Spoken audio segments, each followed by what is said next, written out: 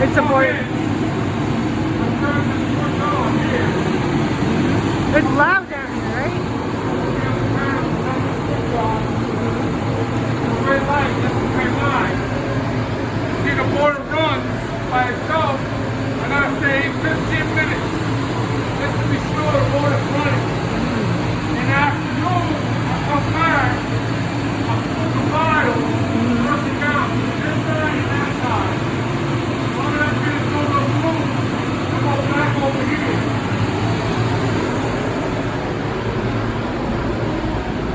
And I flush it from the bottom, I flush it down, just to take the water out, just to take the dirty water out, just to keep it nice and clean. And how every day you do this Every day. twice a day or Not twice, once a day. Every Once day, a day. 5 days a week. 5 days a week? Yes. And this is for the heat to heat the classrooms? Right.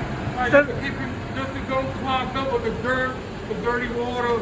I do it, empty it out and flush it. Yeah, and this is just to heat the classrooms so the kids and the teachers, In the so hallway. so they can Keep it be nice warm. Nice and warm. you Nice and warm. At least if the weather's so cold, at least I have the building at least warm enough for them.